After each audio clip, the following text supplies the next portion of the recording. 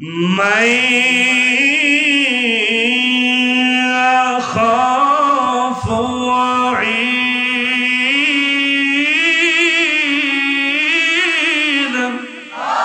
আল্লাহ পাক রব্বুল আলামিন নবীজিকে ডাক দিয়ে বলেন, এরে আমার হাবিব, আমার দোস্ত, ফাযাক্কির, আপনি বয়ান করুন, নসিহত করুন সমাজের মধ্যে।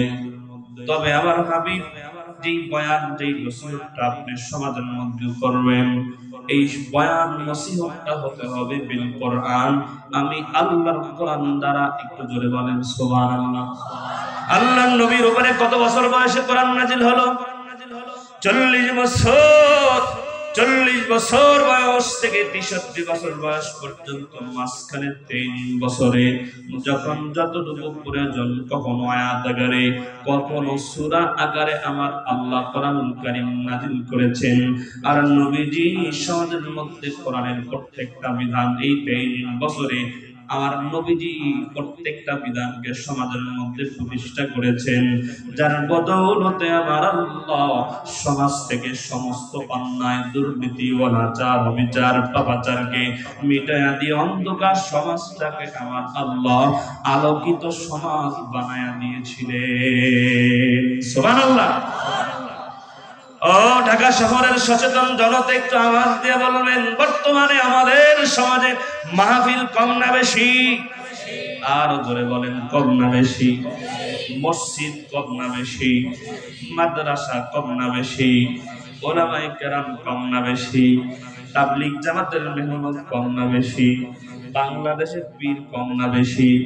বেশির আওয়াজ এতক্ষণে যতটুকু বলে আমি দিয়েছেন, এবারের বেশির আওয়াজ ডাবল হওয়া চাই।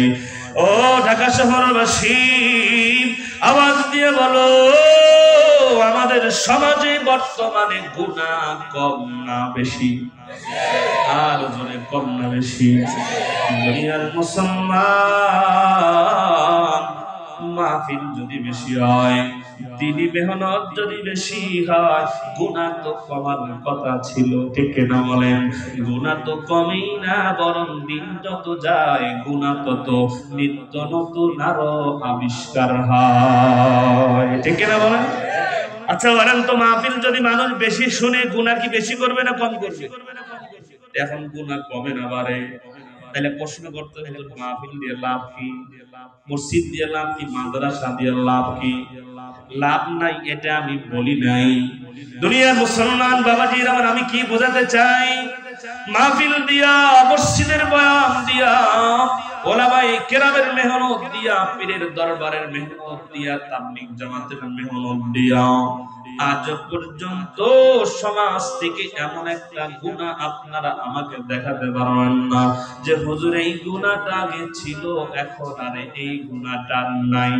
পারবেন দেখাতে? দেখাতে পারবেন না তো লাভ কি? হ্যাঁ, লাভ আছে।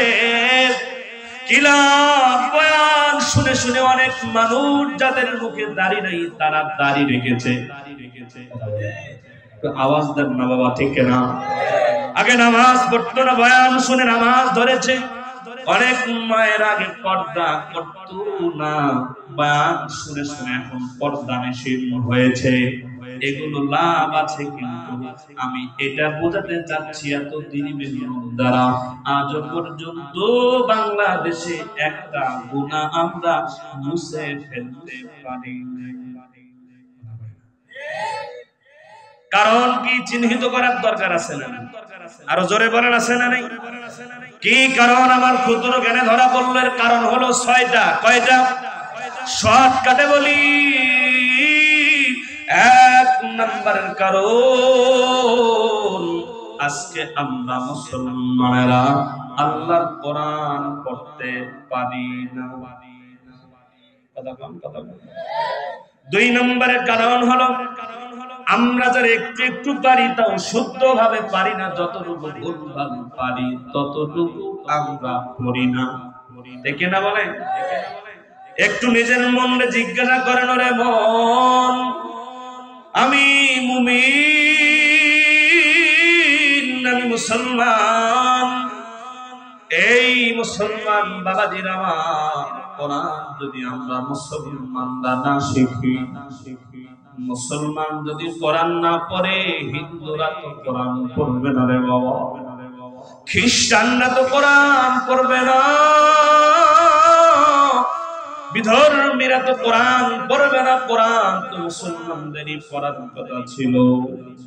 আরো বড় দুঃখের ব্যাপার, অনেক মুসলমানের বাসা বাড়ি এমন আছে, পুরা বাড়ি যদি খোঁজা হয় কোরআন পড়ে না তো পড়ে না, বাসা বাড়িতে পর্যন্ত আল্লাহর কোরআন নাই। ঠিক না বলেন? যারা পারেন প্রতিদিন কমপক্ষে 5 আয়াত হলেও পড়বো ইনশাআল্লাহ। যারা পারেন না, যারা পারেন, উভয়ের জন্য যদি একটা আমল শিখাই, আমলটা করা যাবে, যাবে না ইনশাআল্লাহ? সূরা ইখলাস, কুল হুয়াল্লাহু আহাদ, কারা কারা পারি হাত তুলে আল্লাহকে দেখাই। মাশাআল্লাহ সবাই পারি, আত্মান পড়েন। কুল হুয়াল্লাহু আহাদ, আল্লাহুস সামাদ, লাম ইয়ালিদ ওয়া লাম ইউলাদ ওয়া লাম ইয়াকুল লাহু কুফুয়ান আহাদ। কয়বার বললাম? এরে দুনিয়াবাসী, নবীজি বলেন আমার উম্মতেরা শোনো, আমার কোন উম্মত যদি সূরা ইখলাস জবান দিয়ে একবার পাঠ করে, আল্লাহ পাক রব্বুল আলামিন তার আমলনামার খাতার মধ্যে 10 পারা কোরআন পড়ার সওয়াব জমা করে দেয়। আবার বলেন, কুল হুয়াল্লাহু আহাদ, আল্লাহুস সামাদ, লাম ইয়ালিদ ওয়া লাম ইউলাদ ওয়া লাম ইয়াকুল লাহু কুফুয়ান আহাদ। কয়বার বললাম? নবীজি বলেন আমার উম্মতেরা রে, 2 বার যদি পড়ো, আল্লাহ পাক রব্বুল আলামিন আমলনামার মধ্যে 20 পারা কোরআন পড়ার সওয়াব জমা করে দিবে। আরেকবার বললে কষ্ট হবে। কুল হুয়াল্লাহু আহাদ, আল্লাহুস সামাদ, লাম ইয়ালিদ ওয়া লাম ইউলাদ ওয়া লাম ইয়াকুল লাহু কুফুয়ান আহাদ। কয়বার হয়েছে? 20 মিনিট লেগেছে পড়তে, 10 মিনিট লেগেছে, 5 মিনিট লাগবে, 2 মিনিটও লাগে নাই। আল্লাহর নবী বলেন এই ছোট্ট সূরাটা কেউ যদি 3 বার তেলাওয়াত করে নেয়, আল্লাহ পাক রব্বুল আলামিন ওই বান্দার আমলনামার মধ্যে 1 খতম কোরআন পড়ার সওয়াব আমার আল্লাহ জমা করে দিবে। এই ছোট্ট আমলটা প্রতিদিন করতে পারবো ইনশাআল্লাহ। আমার সব বয়ান যদি ভুলেও যান, একটা আমল যদি ধরেন, হিসাব করেন, আজকে থেকে 1 বছর পরে যদি মারা যান, আর 1 বছর হায়াত যদি পান, আমলনামার মধ্যে 365 খতম কোরআনের সওয়াব জমা হয়। আল্লাহু আকবার। আপনি যদি আরো 10 বছর বাঁচেন, যদি আরো হায়াতের জিন্দেগিতে 20 বছর আপনি আরো হায়াত যদি পান, ক্যালকুলেটর দিয়ে হিসাব করেন আমলনামায় কত খতম কোরআনের সওয়াব জমা থাকবে। নামাজ পড়েছেন, আল্লাহ যদি বলেন গোলাম রে সূরা কেরাত ঠিক ছিল না, রুকু ঠিক ছিল না, নামাজ আমি আল্লাহ কবুল করি নাই। গোলাম যাকাত দিয়েছো, আমার গোলাম যে ইখলাস নিয়ে যাকাত দেওয়ার দরকার ছিল, এই দানের মধ্যে ইখলাস ছিল না। হজ করেছো, ইখলাস ছিল না, দুনিয়ার কোন আমল আমি আল্লাহর দরবারে কবুল হয় নাই। হাসরের ময়দানে ওই কঠিন মুসিবতের সময় আমাদের আল্লাহ বান্দাকে ওসিলা ধরে ধরে ধরে ধরে মাফ করে আমার আল্লাহ জান্নাত দেবে। এই জন্য মাঝে মধ্যে বয়ানের মধ্যে আমি বলি, এই দুনিয়ার মুসলমান বাবাজির আমার, এই মুহূর্তে যদি আপনার আমার মরণ হয়ে যায়, আল্লাহ পাক রব্বুল আলামিন যদি জিজ্ঞাসা করে, এরে আমার গোলাম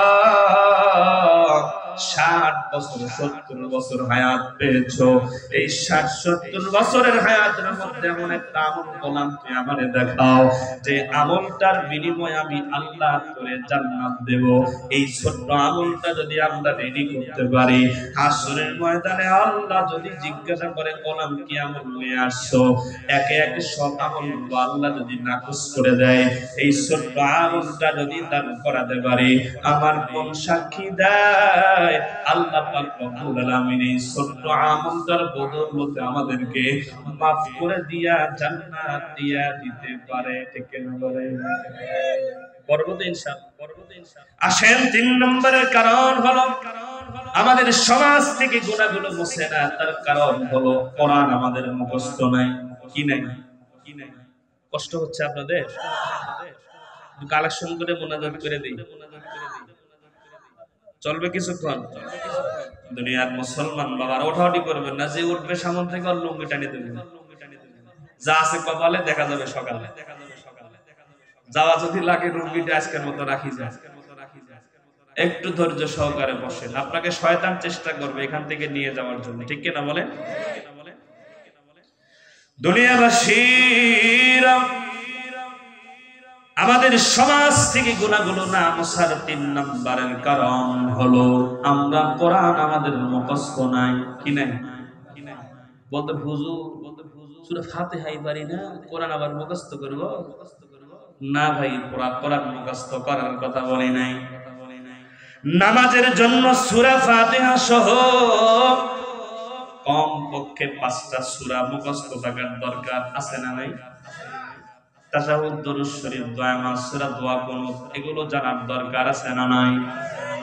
কিন্তু দুঃখ পরিতাপের বিষয় অনেক মুসল্লি এখনো এমন আছে, হয়তো এই জায়গায় আছে ৩০-৪০টা বছর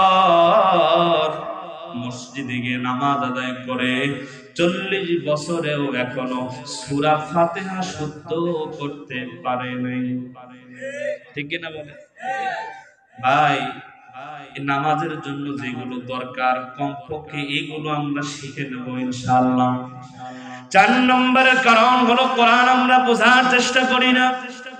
৫ নম্বরের কারণ কোরআন দিয়ে আমরা আমল করি না। ৬ নম্বরের কারণ হলো আল্লাহর জমিনে আল্লাহর কোরআনের আইনগুলো প্রতিষ্ঠার জন্য আমরা মুসলমানরা এখন আর আন্দোলন করি। আরো জোরে বলতে হবে, ঠিক না? আল্লাহর জমিন আল্লাহর আইন প্রতিষ্ঠার জন্য প্রত্যেকটা মুসলমানের আন্দোলন করার কথা ছিল।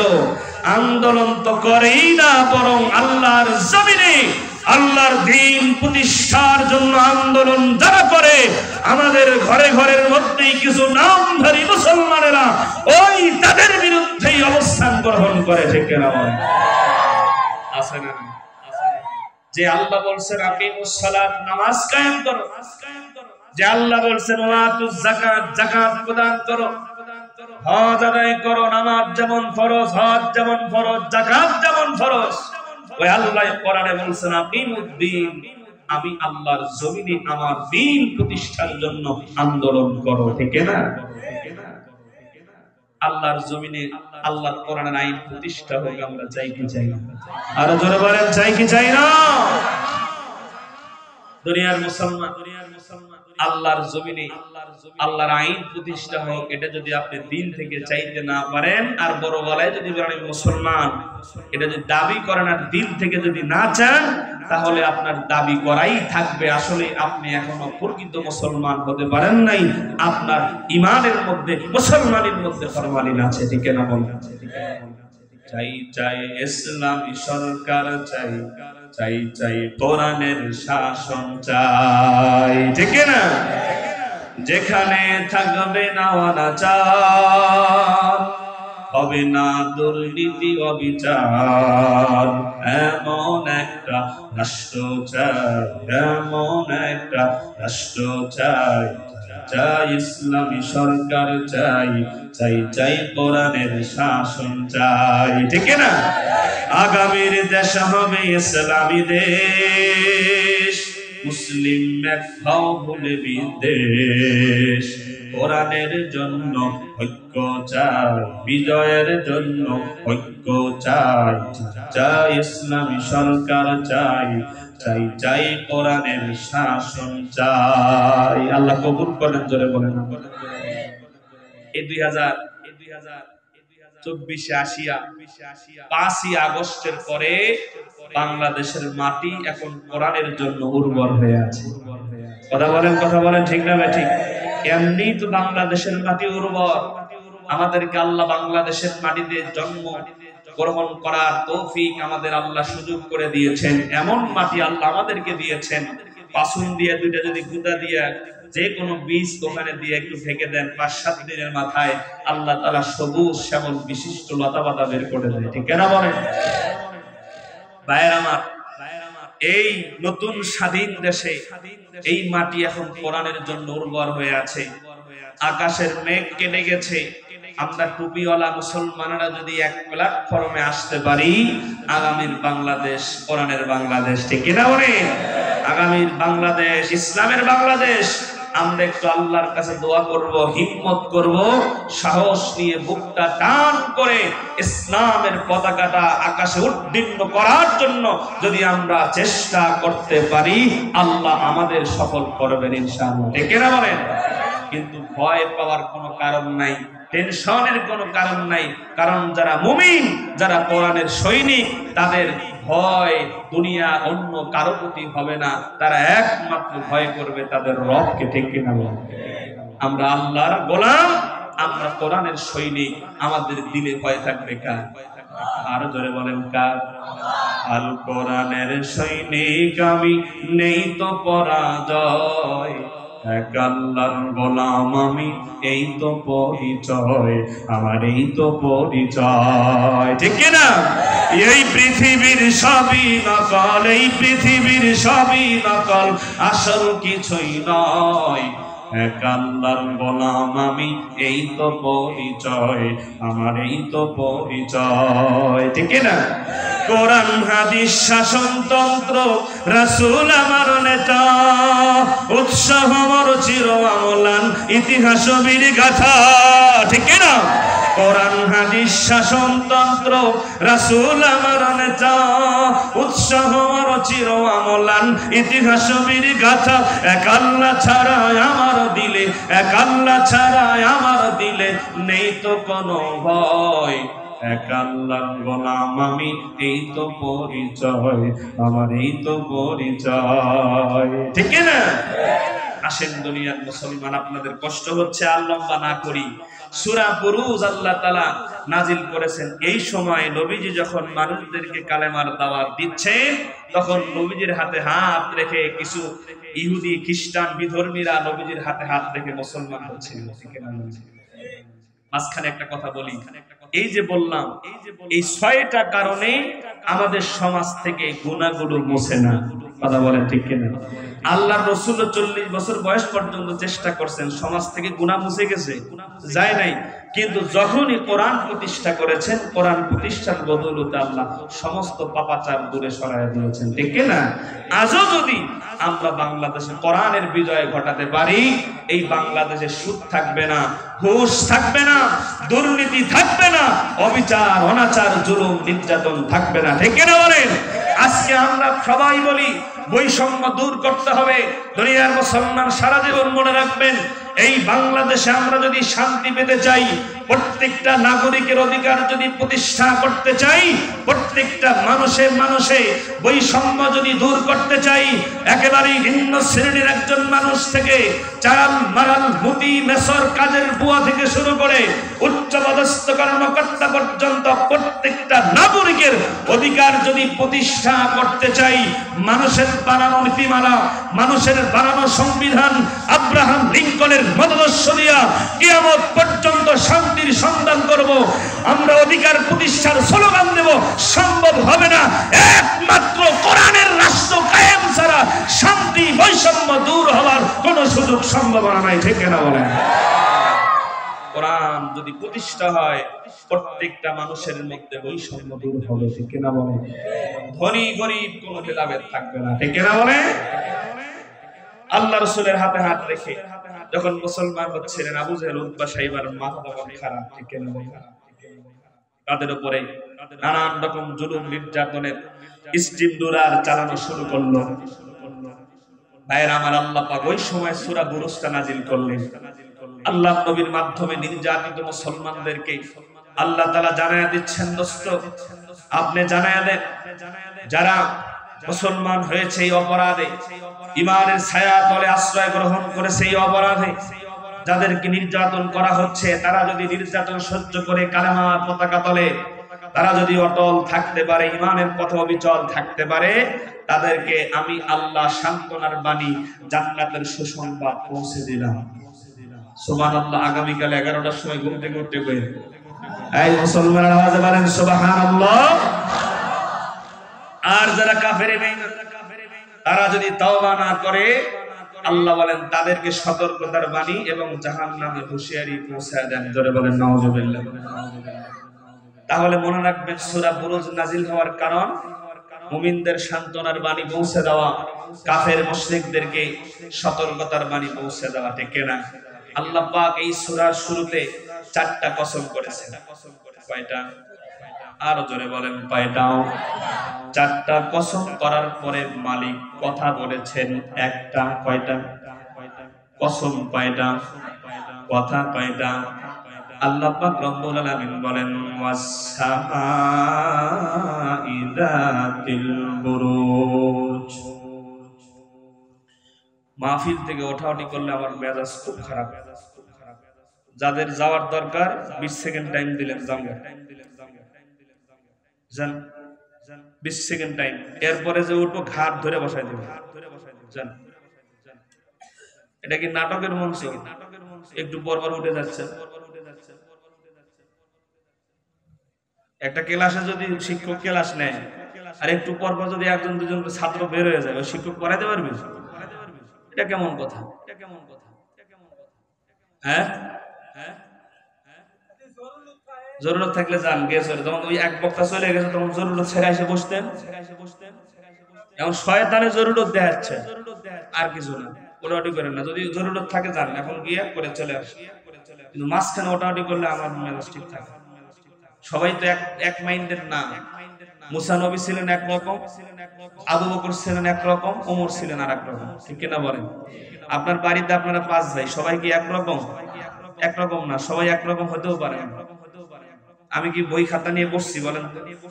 তাহলে আমি বলতেছি আল্লাহ আমাকে দিচ্ছে, কত তো হারায় যাবে। কষ্ট পাইলেন পায় হাত, যদি কষ্ট পান আল্লাহ রাস্তায় মাফ করে দিন। দুনিয়ার মুসলমান ইমানদার আল্লাহ গোলামেরা কসম কয়টা? কথা কয়টা?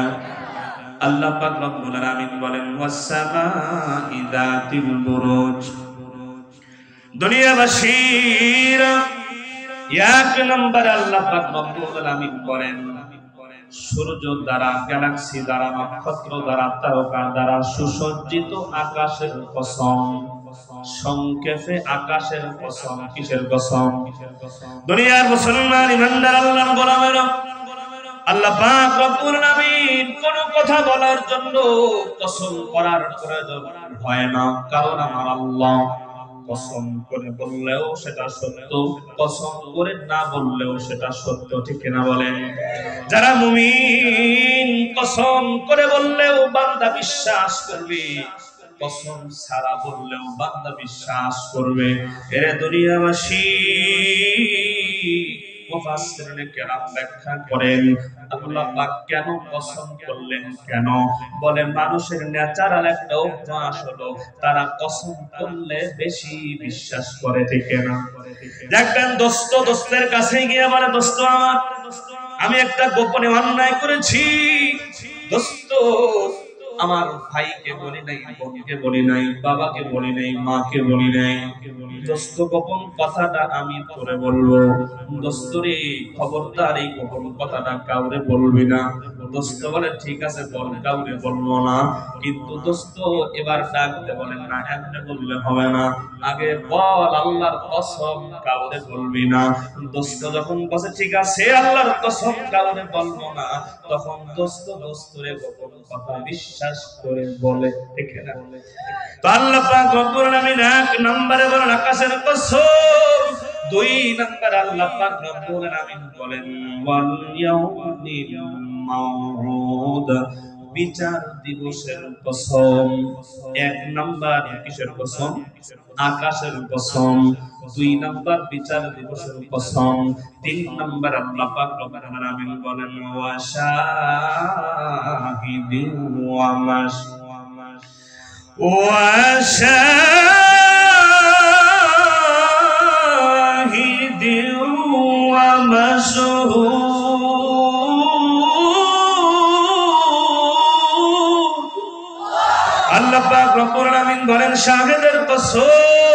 মাশহুদের কসম।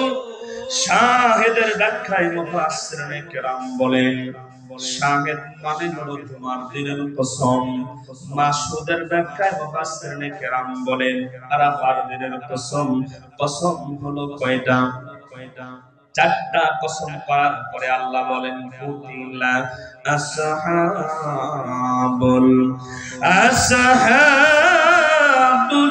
উখদুদ।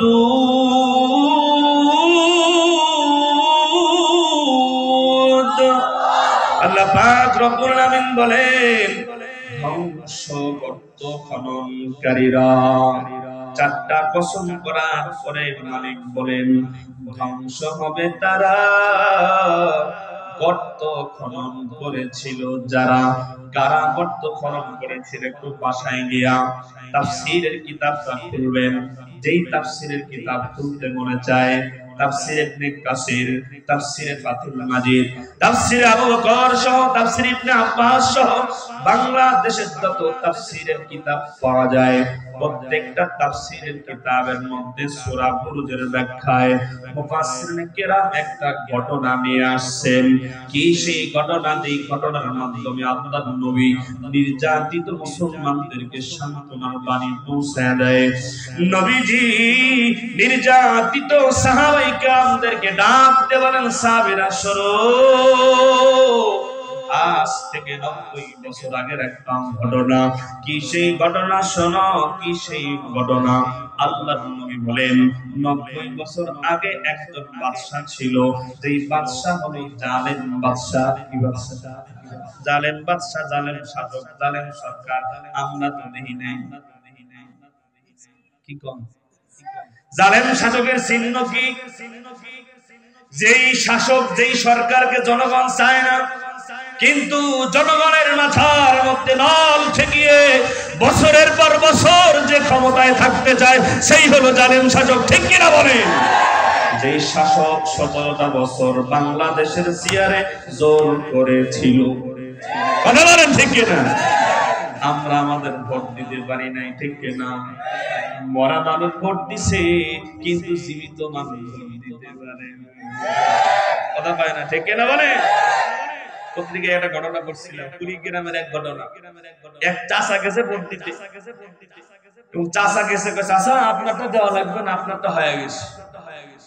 এবং চাচা চলে যাচ্ছে, চাচা শুনেন, চাচি আম্মারে কইেন, চাচি আম্মা জানি আর না আসে, চাচি আম্মার ভোটও হয়ে গেছে। এখন চাচা ডাক দেখছে, বাবা রে কি বলো, ওর চাচির ভোটও হয়েছে? বলে হ্যাঁ। আরে বেচারি 10 বছর আগে মারা গেছে, কোন সময় ভোটটা দিতে আসছিল, আমাকে একটু ডাক দিলে তো আমি দেখা করতাম। জোরে কয় না ঠিক কিনা?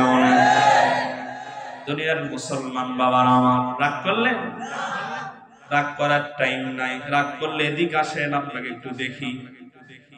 না, দুনিয়ার মুসলমান এই জালেম বাদশা কেমন জালেম ছিল জানো? সে তার রাজ্যের জনগণকে ডেকে এনে বলতো আমাকে রব হিসেবে মানো, আমাকে সিজদা করো। নাউজুবিল্লাহ বলেন। দুনিয়াবাসীর ওই রাজ্যের যেই জনগণ তাকে রব হিসাবে মেনে নিত, যারা তাকে সিজদা করত সে তাদের ছেড়ে দিত, আর যারা তাকে রব হিসাবে মানত না তাদেরকে জালেম বাদশা হত্যা করে ফেলতো। জোরে কর নাউজুবিল্লাহ। আমি একটু মিলিয়ে দিই, রাগ করেন না কিন্তু।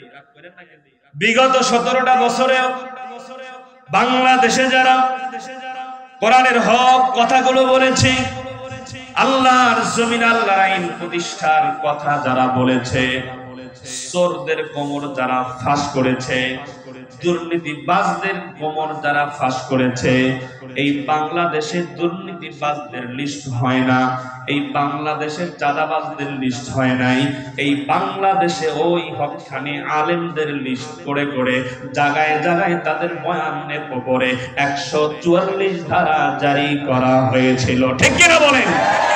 দুনিয়ার মুসলমান তারা ডিরেকশন দিত, এইভাবে ওয়াজ করো, এইভাবে বয়ান করা লাগবে, যারা তাদের ডিরেকশন অনুযায়ী বাংলাদেশের মাহফিলগুলোতে বয়ান করত, তাদেরকে তারা অব্যাহতি দিত, ছেড়ে দিত, কিছু বলতো না। আর যারা তাদের ডিরেকশনকে অমান্য করিয়া আল্লাহর জমিনে আল্লাহর আইন প্রতিষ্ঠার কথা, কোরআনের হক কথাগুলো ময়দানে যারা বলেছে, জালেমের বাচ্চারা তাদেরকে মিথ্যা হামলা দিয়া বছরের পর বছর পর্যন্ত জেলখানায় বন্দী করে রেখেছিল। ঠিক না বলেন? দুনিয়ার মুসলমান ইমানদার আল্লাহর গোলামেরা, আসুন, এই জালেম বাদশার একজন জাদুঘর ছিল। জাদুঘর বাদশাকে ডাক দিয়ে বলেন, বাদশা, আমার মনে হয় বয়স আর বেশি দিন নাই, যে কোনো সময় আমি দুনিয়ার জমিন থেকে বিদায় হতে পারি। আমাকে একটা মেধাবী ছেলে দেন, যাকে আমি আমার জাদুবিদ্যাগুলো শিখে যেতে পারবো, পরবর্তীতে আপনার কাজে লাগবে। লম্বা ঘটনা সংক্ষেপ করে দেই বাবা। এবার বাদশাহ জাদুঘরের কাছে একজন মেধাবী ছেলে দিয়ে দিলেন। মেধাবী ছেলেটা জাদুবিদ্যা শিখার জন্য যাওয়া আসা করতে করতে হঠাৎ করে একদিন তাকে দেখে রাস্তার পাশে ছোট্ট একটা ঘরের মধ্যে একজন খ্রিস্টান আলেম পাদ্রী, মাথার মধ্যে পাগড়ি পরিহিত, সে কয়েকজন মানুষকে সামনে নিয়ে এক আল্লাহর কথা বলে, এক ইসলামের কথা বলে। জোরে বলেন আল্লাহু আকবার। এই বালক এখন তার এই ইসলামের কথাগুলো অন্তরের মধ্যে রেখা করছে। এখন সে জাদুবিদ্যাও শিখে, ইসলাম শিক্ষা শিখে। চিন্তা করে, জাদুঘর বলে জাদুবিদ্যা সত্য, আর এদিক খ্রিস্টান পাদ্রী আলেম, সে বলে ইসলাম শিক্ষা, ইসলাম ধর্ম সত্য। সে এখন একটা দ্বিধাদ্বন্দ্বের মধ্যে পড়ে গেল, আসলে কোনটা সঠিক, কিভাবে বুঝবো? রাস্তা দিয়ে একদিন যাচ্ছে, হঠাৎ করে দেখে মানুষের জটলা, সামনে তাকায় দেখে ভয়ঙ্কর একটা প্রাণী রাস্তার মাঝখানে বসে আছে। এই দিকের মানুষ ওই দিকে যাইতে পারে না, ওই দিকের মানুষ এই দিকে যাইতে পারে না। বালক এবার চিন্তা করে সিদ্ধান্ত নিল, এটা একটা সুবর্ণ সুযোগ। বালক ছোট্ট একটা পাথর হাতের মধ্যে তুলে নিয়ে আসমানের দিকে তাকায় বলেন, পাদ্রী বলে আল্লাহ একজন, সে নাকি সঠিক প্রভু, সঠিক রব। আল্লাহ যদি সঠিক রব হয়ে থাকে, ইসলাম ধর্ম যদি সঠিক হয়ে থাকে, এই পাথরটার মধ্যে বিসমিল্লাহ বলিয়া আমি প্রাণীটার দিকে ছুঁড়ে মারবো। প্রাণীটা যদি মারা যায় আমি মেনে নিব। আল্লাহ একজন আছে, আমি কালেমা পড়ে মুসলমান হব। সুবহানাল্লাহ বলেন। দুনিয়াবাসীরা বিসমিল্লাহ বলে বালক পাথর নিক্ষেপ করলেন। পাথরটা ভয়ঙ্কর প্রাণীর শরীরের মধ্যে লাগতে দেরি হলো, কিন্তু প্রাণীটা মরতে দেরি হলো না। সুবহানাল্লাহ। বালকের বিশ্বাস হয়ে গেল ইসলাম ধর্ম সত্য, কালেমা পড়ে মুসলমান হলেন। সুবহানাল্লাহ। আমাদের সমাজে কিছু সুযোগ সন্ধানী লোক থাকে না, সুযোগ সন্ধানী। ওই জায়গার মধ্যে একজন লোক পুরা শরীরের মধ্যে কুষ্ঠ রোগে ভরা, দেখছে এই বালক পাথরের মধ্যে কি মন্ত্র পড়িয়া যেন ফু দিয়া পাথরটা মারছে। দৌড় দিয়া গিয়া বলে, বালক আমি দেখেছি তুমি পাথরের মধ্যে কি যেন পড়িয়া, কি মন্ত্র পড়িয়া ফু দিয়া প্রাণীর দিকে ছুড়ে মেরেছিলাম। তুমি যেই মন্ত্র পড়িয়া প্রাণী শরীরের দিকে পাথর মেরেছো, বালক ওই মন্ত্রটা পড়িয়া তুমি একটু আমার শরীরের মধ্যে ফু দাও। আমার পুরা শরীরের মধ্যে কুষ্ঠ রোগ। বালক এবার বিসমিল্লাহ বলিয়া কুষ্ঠ রোগের শরীরের মধ্যে যখন ফু দিলেন, ফু দিতে দেরি হয়, কুষ্ঠ রোগ আমার আল্লাহ ভালো করতে দেরি করে নাই। সুবহানাল্লাহ। আরো হট্টগোল তৈরি হয়ে গেল। দুনিয়ার মুসলমান বাবারা, ওই জায়গার মধ্যে একজন অন্ধ ছিল। অন্ধর সফর সঙ্গী যে ছিল তারে ডাক দিতে বলে, হট্টগোল কিসের? বলে এই কাণ্ড। আরে বেটা তুই আমারে নিয়ে যাস না কেন? আমি আমার চোখের মধ্যে একটা ফু দিয়ে নেই। অন্ধ যা বলে, বাবারে তুমি একটু আমার চোখের মধ্যে ফু দাও। এবার এই বালক অন্ধ মানুষের চোখের মধ্যে ফু দিলেন, আমার আল্লাহর সাথে সাথে অন্ধর চোখেও আলো দান করে দিলেন। দুনিয়ার মুসলমান বাবাজির, আমার ইতিহাসের ঘটনা শোনাচ্ছি না, বানানো কোনো গল্প শুনাই না। প্রত্যেকটা তাফসীরের কিতাবের মধ্যে এই ঘটনা আছে, তবে কোন জায়গায় অল্প আছে, পুরাটা হয়তো এক জায়গায় পাবেন না। আমি কয়েকটা জায়গা থেকে সম্মিলিত করে আপনাদেরকে শোনাই। দুনিয়ার মুসলমান বাবাজির আমার আসুন, এবার বালক দৌড়তে চলে গেলেন পাদ্রীর কাছে গিয়ে বলেন, হুজুর এই ঘটনা। পাদ্রী এবার ডাকতে বলেন, বাবারে তুমি ঈমানের পরিচয় পেয়েছো? এরে বাবা শোনো শোনো, এখন তোমার ঈমানের পরীক্ষা শুরু হবে। বাবা তোমার উপরে যদি ঈমানের কারণে কোনো জুলুম চলে আসে, নির্যাতন চলে আসে, বাবা তুমি কিন্তু আমার নাম কোথাও বলিও না, কারণ আমার নাম যদি তুমি বলো তাহলে আমার উপর নির্যাতন চলে আসবে। দুনিয়ার মুসলমান, ওই যে জালেম বাদশা ইউসুফ জুনাওয়াজ, ওই জালেম বাদশার একজন মন্ত্রী ছিল অন্ধ। অন্ধের কাছে যখন এই খবর পৌঁছে গেল, অন্ধ এবার ট্রাং ভর্তি করে স্বর্ণ মুদ্রা টাকা পয়সা নিয়ে বালকের কাছে গিয়ে ডাক দিয়ে বলেন, বালক আমি শুনতে পেরেছি তুমি নাকি অন্ধ মানুষের চোখে আলো দান করো। বালক ডাক দিয়ে বলেন, মন্ত্রী আপনি যেই তথ্য শুনেছেন তথ্যটা ভুল, আমি কারো চোখে আলো দান করতে পারি না, তবে হ্যাঁ আমার যিনি আমার রব অন্ধ মানুষের চোখে আলো দান করতে সক্ষম। আল্লাহু আকবার। দুনিয়ার মুসলমান বাবারা, জানেন বাদশার মন্ত্রী ডাকতে বলেন, রব বুঝি চোখে আলো দেয়? বলে হ্যাঁ। কত বড় ব্যাককল মন্ত্রী বলে, কই আমি তো আমার রবের সাথে 24 ঘন্টাই থাকি। কি কথা? আমি তো আমার রবের সাথে 24 ঘন্টাই থাকি, আমার রব তো আমার চোখে আলো দেয় না। ওর রব বাদশা, ঠিক না? বালক ডাক দিয়ে বলেন, মন্ত্রী শোনো, আমি তো তোমার ওই রবের কথা বলি নাই, আমি ওই স্রষ্টার কথা বলেছি যিনি আমাকে বানাইছেন। আমি ওই রবের কথা বলি যেই রব আপনারে বানাইছেন, এমনকি যে রব তুমি যার রব মানো তারে বানাইছেন, আমি ওই রবের কথা বলি। এবার দুনিয়ার মুসলমান মন্ত্রী বলেন, হায় হায়, বাদশা ছাড়াও আরেক রব বুঝি আছে? তুমি তোমার রব নিয়ে থাকো, আমি আমার রব নিয়ে থাকি। টাকা পয়সা নাও, আমার চোখের আলো ফিরিয়ে দাও।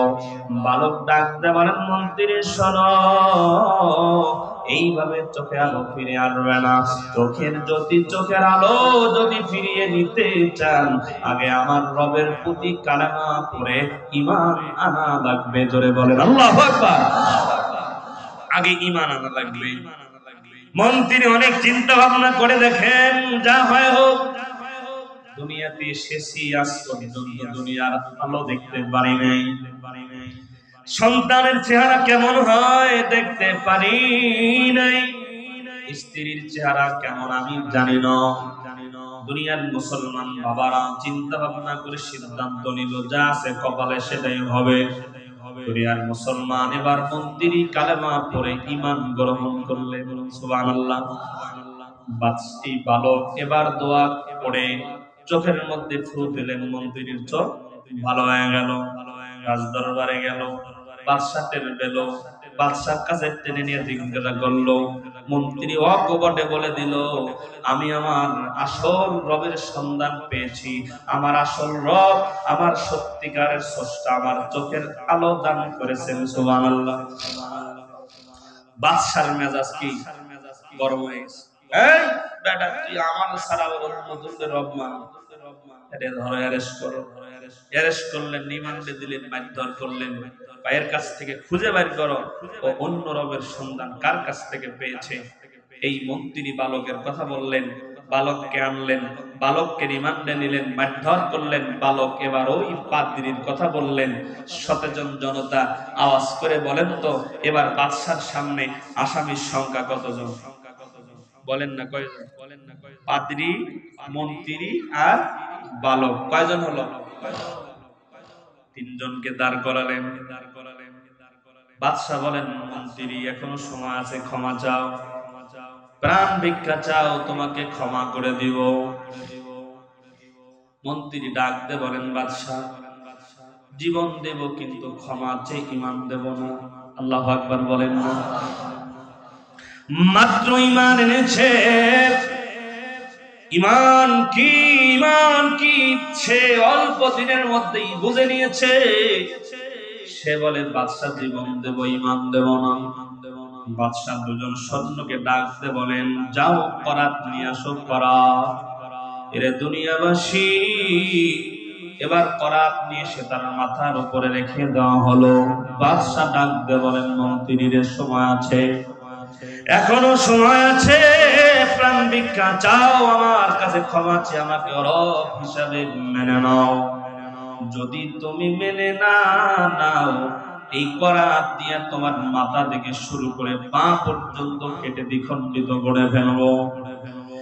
মন্ত্রী ডাক দেবেন, বাদশাহ শোনো, শুধু দ্বিখণ্ডিত কেন, তুমি যদি আমাকে 100 টুকরা করেও পালাও, এরে বাদশাহ শোনো, তুমি আমার থেকে আমার জীবন ছিনিয়ে নিতে পারবা, কিন্তু আমার রবের পথ থেকে, ঈমানের পথ থেকে আমাকে চুল পরিমাণ সরাতে পারবে না। সুবহানাল্লাহ। জানেন বাদশাহ মাথার উপরে করাত দিয়া মন্ত্রীকে শুধুমাত্র ঈমান আনার অপরাধে তাকে দ্বিখণ্ডিত করে দুনিয়ার জমিন থেকে জালেম বিদায় করে দিল। বুজুর্গকে সামনে আনলেন, একই কথা বললেন, বুজুর্গ একই জবাব দিলেন। বুজুর্গের মাথা থেকে শুরু করে পা পর্যন্ত কেটে শুধুমাত্র ঈমান আনার অপরাধে জালেম বাদশাহ এই পাদ্রীকেও দ্বিখণ্ডিত করে হত্যা করে ফেললেন। বাদশাহ বালককে ডেকে বলেন, বালক, আমি তোমাকে পাঠালাম নির্বাচিত করে জাদুবিদ্যা অর্জনের জন্য জাদুঘরের কাছে। তুমি জাদুবিদ্যা অর্জন না করিয়া অন্য রবের শিক্ষা অর্জন করিয়া অন্য রবের দিকে মানুষদেরকে ডাকছো, এখনো সময় আছে, ক্ষমা আছে, প্রাণ ভিক্ষা চাও। ওই রবের পথ থেকে সরে এসে আমাকে রব হিসাবে মেনে নেওয়া, জাদুঘরের কাছে গিয়ে জাদুবিদ্যা অর্জন করো, পরবর্তীতে তুমি আমার সঙ্গে রাজদরবারে কাজ করতে পারবা। বালক ডাকতে পারেন, বাদশাহ শোনো, আমিও তাদের মতো জীবন উৎসর্গ করব, আপনার কাছে ক্ষমা চেয়ে প্রাণ ভিক্ষা চেয়ে আমি আমার ঈমান বিক্রি করব না। জোরে বলেন আল্লাহু আকবার, আরো জোরে বলেন আল্লাহু আকবার। যুগে যুগে যারা ঈমানের পথে চলেছে, ঈমানের পরীক্ষা দিতে হয়েছে, কথা বলে না, রাগ করিয়েন না, শুধু বোঝানোর জন্য বলছি। আমি জামাত ইসলামও করি না, বিএনপিও করি না, আমি কোন দলের সাথে এখনো পর্যন্ত যুক্ত হই নাই, কারণ যুক্ত হবে তখন একটা ভোট দেবো, যখন ভোট দিতে পারবো তখন তো আমি ওই দলের সাপোর্টার, ঠিক না? কসম আল্লাহ, জন্মের পরে আজও ভোট দিইনি আমি, কসম তাল্লাহি বিল্লাহি ওয়াল্লাহি। একবার গেছিলাম, আমি ভোটার হলো রামপুরা ছিলেন, রামপুরা টিভি সেন্টারের বাম পাশে একটা হাই স্কুল না কলেজ আছে, একরামুন্নেসা ডিগ্রি কলেজ, ছিলেন। আমি ভোটার হলো উলনের, পশ্চিম উলন। তো ভোট দিতে গেছিলাম, আমার মুসল্লি যুবক পোলা বারবা, হুজুর এই ক্যাফে একটা বার্গার খেয়ে যান গা, আপনারটা হয়ে গেছে। সুবহানাল্লাহ, সুবহানাল্লাহ। আমার ভোট একজন দেয়, তারা কাছে সুবহানাল্লাহ। দুনিয়ার মুসলমান, শুধু বোঝানোর জন্য বলছি, এই বাংলাদেশে অনেক আলেমকে রাজাকারের তোকমা লাগায়া ফাঁসির কাস্টে ঝুলায় মারা হয়েছে। কথা বলেন না কেন? আল্লামা সাইদি রহিমাহুল্লাহকে 13টা বছর জালেমের বাচ্চা রাজাকারের তোকমা লাগায়া কারারুদ্ধ করে, কারাবন্দী করে রেখে শেষ পর্যন্ত মেডিসিন দিয়া হাসপাতালে হত্যা করেছে, ঠিক না বলেন? তার অপরাধ কি ছিল? একটা গোপন তথ্য বলে যাই, দুনিয়ার মুসলমান, ঢাকা শহরের মানুষ, আপনারা, আল্লামা সাইদি রহিমাহুল্লাহ সে এমন একজন ইসলামিক স্কলার ছিলেন যার একটা বয়ানে একসঙ্গে 57 জন হিন্দু মুসলমান হয়েছে। 2 জন, 4 জন, 5 জন তো প্রায় মাহফিলেই মুসলমান হতো। আমাদের পার্শ্ববর্তী একটা দেশ আছে, নাম হলো ভারত, ঠিক কি না? এরা এমন একটা দেশ, ওরা ওদের দেশ নিয়ে যতটুকু চিন্তিত তার থেকে আমগো বাংলাদেশ নিয়ে ওরা বেশি চিন্তিত। কথা বলেন না, ঠিক কি না? মারছে মাসির দরদ বেশি, ডাল মে কুছ কালা है। কথা বলে না কেন? ভেজাল আছে রে নাই? এই মালাউনের গোষ্ঠী নরেন্দ্র মোদী, তার যেই লোক এখানে ছিল এখন তো তার চলে গেছে। কথা বলেন না, ঠিক কি না? সে ওখান থেকে বলছে যদি আল্লামা সাঈদীকে বন্দী করা না যায়, তাকে যদি থামানো না যায়, আমার মন বলে সে যদি এইভাবে বয়ান করতে থাকে আর বাংলাদেশের হিন্দুরা যদি মুসলমান হতে থাকে, 40-50 বছর পরে বাংলাদেশে কোনো হিন্দু খুঁজে পাওয়া যাবে না, ঠিক কিনা বলে? তাকে ষড়যন্ত্র করে রাজাগারের তকমা লাগিয়ে তাকে 13টা বছর অন্ধকার কান্দার মধ্যে, জেলখানার মধ্যে বন্দী রেখেছিল, ঠিক কিনা বলেন? আল্লামা সাঈদ রাহিমাহুল্লাহ বলেছিল, বেশি বাড়াবাড়ি করিও না, দেশের জনগণ এমন ভাবে গোড়া দিয়ে ধরে লাড়া দেবে, মামুবাড়ি দিল্লি গিয়ে পড়বা। পড়ছে না পড়ে না? আরো জোরে বলতে হবে, পড়ছে না পড়ে নাই? আবার ওখান থেকে বলে আমি চট করে তুল, চট করে তুল, চট করে কথা হয় না। আচ্ছা ভাই, কেউ কি যাইতে বলছে? কথা হয় না, কেউ যাইতে বলছে? বেগম খালেদা জিয়া ক্ষমতা ছেড়েছেন, তার নেতা কর্মীদেরকে সে বিপদের মুখে ঠেলে দিয়ে সে দেশ ছেড়ে পালায় নাই। কথা বলতে হবে, ঠিক কিনা? এরশাদ চাচা ক্ষমতা ছেড়েছিলেন, কিন্তু জনগণের তার দেশের নেতা কর্মীদেরকে ফালায়া সে দেশ ছেড়ে পালায় নাই। 5টা বছর সে কারাবন্দী ছিলেন, ঠিক কিনা বলেন? কিন্তু এমন এক সময় আইসা এই বাংলাদেশের ইতিহাসের মধ্যে এই স্বৈরাচারী সরকার তার নেতা কর্মীদেরকে বিপদের মুখে ঠেলে দিয়ে দেশ ছেড়ে পালায়া বাংলাদেশে এক কলঙ্কিত ইতিহাস রচনা করেছে। কথা বলেন, ঠিক কিনা?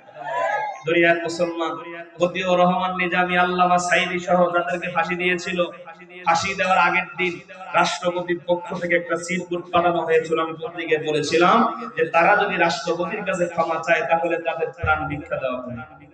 মনে আছে আপনাদের? নিজামী সাহেব, আমি কিন্তু দলের কথা বলছি, বোঝানোর জন্য বলছি। নিজামী সাহেব অকপটে উত্তর দিয়েছিলেন যে আমরা আন্দোলন করি আল্লাহর জমিনে, আল্লাহর কোরআনের আইন প্রতিষ্ঠার জন্য, ঠিক কিনা বলেন? আমাদেরকে চোর বানানো হয়েছে, আমাদেরকে রাজাগারের তকমা লাগিয়ে ফাঁসির কাস্টে ঝুলিয়ে মারার জন্য অর্ডার পর্যন্ত দেওয়া হয়েছে। তবে শুনে রাখো বাংলাদেশের মানুষ, আমরা আল্লাহর জন্য জীবন দিতে প্রস্তুত আছি।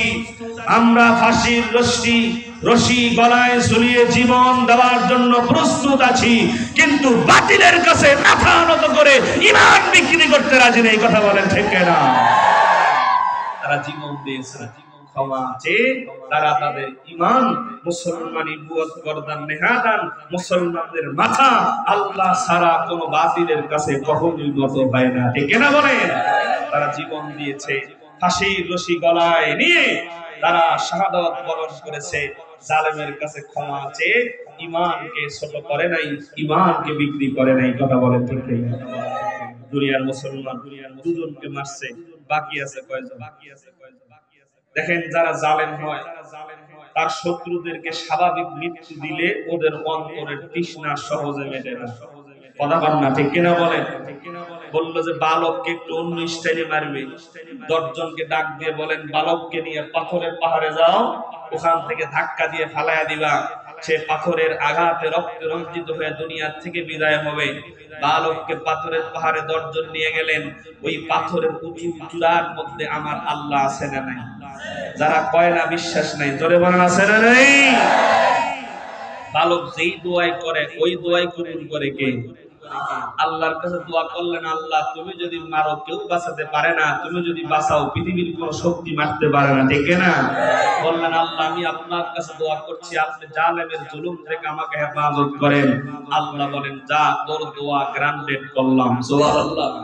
আল্লাহ দোয়া কবুল করলেন। পাথরের পাহাড় কম্পনে কম্পিত হওয়া শুরু হলো। যারা মারার জন্য উঠেছিল সব নিচে পড়ে মারা গেছে। আমার আল্লাহ বালককে কুদরতি ভাবে হেফাজত করেছে। আরেকটু জোরে বলেন না সুবহানাল্লাহ। আবার বাদশার সামনে এসে দাঁড়ায়, আসসালামু আলাইকুম। বাদশার মেজাজ আরো গরম। এই মারার জন্য আমার সৈন্যদেরকে পাঠালাম, তুই আইছস, তারা কই? বলে আপনি আমাকে দেখে নিতে চেয়েছেন, যাদেরকে আমার সঙ্গে আমাকে মারার জন্য পাঠিয়েছেন আমার রব তাদেরকে দেখে নিয়েছে। সুবহানাল্লাহ। আবার 10 জনকে ডাকছেন, ডাইকে বলে ওরে নিয়ে সমুদ্রের মাঝখানে যাও, যেখানে উত্তল তরঙ্গ বেগে ঢেউগুলো উপরের দিকে ওঠে, ওই জায়গার মধ্যে ফালায়া দিবা, পানির মধ্যে চুবানি গিয়ে মারা যাবে। ওই সমুদ্রের মাঝখানে আল্লাহ আছে না নাই? আরো জোরে বলতে হবে, আছে না নাই? নিয়ে গেছেন ওই সমুদ্রের মাঝখানে গিয়ে বালক আবার দোয়া করছেন, আল্লাহ কয় যা, আবার দোয়া কবুল করলাম। সুবহানাল্লাহ। আবার উত্তল তরঙ্গ ঢেউ আরো জোরে উত্তাল বেগে ওঠা শুরু হলো। তারা যেই যানবাহনে চড়ে গিয়েছিল, স্পিডবোট লঞ্চ, সব উল্টা গিয়া যারা মারতে গিয়েছিল পানিতে চুবাইনি খেয়ে আমার আল্লাহ তাদের নাস্তা নাবুদ করেছেন, ধ্বংস করেছেন। আর এই বালককে আমার আল্লাহ কুদরতি ভাবে হেফাজত করে সমুদ্রের কিনারায় পৌঁছে দিয়েছেন। বালক আবার বাদশার সামনে গেল। আসসালামু আলাইকুম। বাদশার মেজাজ আরো গরম। এখানে একটা কথা বলি, এই বালক যদি চাইতো এখান থেকে পালিয়ে যেতে পারত। কথা বলেন না কেন? সে যদি পালায়া যাইতো, তারা যারা মারতে গেছে তারাও শেষ, এই বালক আর খুঁজে পেত না, ঠিক কিনা? সে পালাই নাই কেন? কারণ মুসলমান হযরত আলীর গোষ্ঠী, ঠিক কিনা? মুসলমান হযরত ওমরের গোষ্ঠী, ঠিক কিনা বলেন? মুসলমান আদর্শ নবীর আদর্শ সৈনিক, ঠিক কিনা বলেন? মুসলমানরা দেশের জন্য, ইসলামের জন্য, নবীর ইজ্জত হেফাজতের জন্য আবু সাইদের মতো বুক টান করে বুলেটের সামনে দাঁড়াতে জানে, মুসলমানের গোষ্ঠী পালাতে জানে না, ঠিক কিনা বলো? মুসলমান জীবন দিয়ে ইতিহাস তৈরি করতে জানে, মুসলমান রক্ত দিয়ে ইতিহাস তৈরি করতে জানে, কিন্তু মুসলমান পালায়া, যুদ্ধের ময়দান থেকে পালায়া তারা কলঙ্কিত ইতিহাস রচনা করে না, ঠিক কিনা বলে? দুনিয়ার মুসলমান। এবার বাদশার মেজাজ গরম, যাক লম্বা হয়ে যাচ্ছে, একটু শর্ট করি। এবার বালক ডাক দিলেন, বাদশা আমাকে কি মারা তোমার খুব দরকার? বলে হ্যাঁ আমার খুব দরকার। কেন? বলে তোমারে যদি না মারি আমার আশঙ্কা হয় আমার গদি চলে যাবে। কি চলে যাবে? আমার গদি ধরে তুমি টান মারবা, আমার প্রভুত্ব চলে যাবে, খোদাইত্ব চলে যাবে। বালক বলেন আমাকে যখন এতই মারা দরকার, তুমি তোমার বুদ্ধি দিয়া যতই চেষ্টা করো আমাকে মারতে পারবা না। আমাকে যদি মারতে হয় আমার থেকে একটা বুদ্ধি ধার নেন। কিনা বুদ্ধি ধার? কি বুদ্ধি বলো? বলে আপনার রাজ্যের জনগণের সংখ্যা কত? বলে 25,000। অমুক ময়দানে 25,000 জনগণকে অমুক দিনে হাজির করা। তারপরে সুবহানাল্লাহ এলান করে দিয়েছেন একটু শক্ত ভাবে।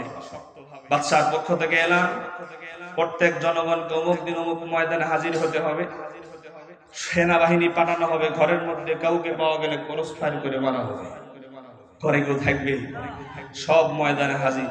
ওই রাজ্যের জনগণের সংখ্যা ছিল কত? 25,000। সব মানুষ আসছে। এবার বাদশা বলেন বালক বলো এখন কি? দুনিয়ার মুসলমান ইমানদার আল্লাহর গোলাম আনাম। বালক এবার ডাক দিয়ে বলেন বাদশা শোনো, রশি দিয়ে আমাকে বেঁধে ফেলো, পাথরের আমাকে বাঁধার পরে পাহাড়ের উঁচু টিলার মধ্যে আমাকে লটকে দাও। বাদশা তীর ধনুক হাতে নেন, আমি একটা মন্ত্র শিখাবো। আরে বাদশা শোনো, আমি একটা মন্ত্র দোয়া তোমারে শিখায় দিব, যেই দোয়া মন্ত্র পড়িয়া তুমি আমারে তীর মারবা, এই তীর আমার বুকের মধ্যে লাগবে, এই তীর আমার বুকের মধ্যে লাগবে, আমি দুনিয়ার জমিন থেকে বিদায় হয়ে যাব। এরে ঢাকা শহরের মানুষ, মুসলমান বাবাজির আমার, কিন্তু বালক ডাক দিয়ে বলেন বাদশা আমাকে মারার জন্য আমি যে মারা যাব, তার জন্য শর্ত হলো একটা। কয়টা? আরো জোরে বলেন কয়টা? বাদশা আবার কি শর্ত বলো? বালক ডাক দিয়ে বলেন বাদশা শোনো, এই যে 25,000 জনগণকে ময়দানে হাজির করালাম, যেই মন্ত্র দোয়া আমি তোমারে শিখিয়ে দিব, যেই মন্ত্র করিয়া তীর ধনুক মারিয়া আমাকে তুমি হত্যা করতে সক্ষম হইবা, এই মন্ত্র দোয়াটাই 25,000 জনগণের কান পর্যন্ত পৌঁছানো লাগবে। জোরে বলেন আল্লাহু আকবার। বাদশা ব্যবস্থা করলেন, দোয়া বালক শিখিয়ে দিলেন। কি মন্ত্র কি দোয়া বালক শিখিয়ে দিলেন। বিসমিল্লাহি রাব্বিল গুলাম। অর্থ কি? অর্থ হলো এই বালক যেই রবের গোলাম, আমি তার নাম নিয়েই তীর মারলাম। তোরে কন্না আল্লাহু আকবার। এবার বাদশা তীর ধনুক হাতে নিলেন, বালককে উপরের দিকে লটকে দেওয়া হলো। বালকের বুক বরাবর সিনা বরাবর বাদশা মন্ত্র করিয়া এবার তীর যখন নিক্ষেপ করলেন, এরে দুনিয়াবাসী, তীর গিয়া বালকের মুখের মধ্যে সিনার মধ্যে লেগে গেল। এই তীর পিঠ ভেদ করে বের হয়ে চলে গেল। বালক সাথে সাথে দুনিয়ার জমিন থেকে বিদায় হয়ে গেল। আর এই মন্ত্রটা জনগণের কান পর্যন্ত যখন পৌঁছে গেল, একে অপরের সাথে কানা ঘোষা শুরু করে দিল। এই যে দেখছো, এই বালক জীবন দিয়ে আমাদের কান পর্যন্ত একটা মেসেজ পৌঁছে দিয়ে গেল। কি সেই মেসেজ? বলে এই যে দেখো, জালেম বাদশা যে নিজের খোদা দাবি করে, এই বালকরে কয়েকবার মারার জন্য চেষ্টা করেছে, কিন্তু সে মারতে পারে নাই, ব্যর্থ হয়েছে।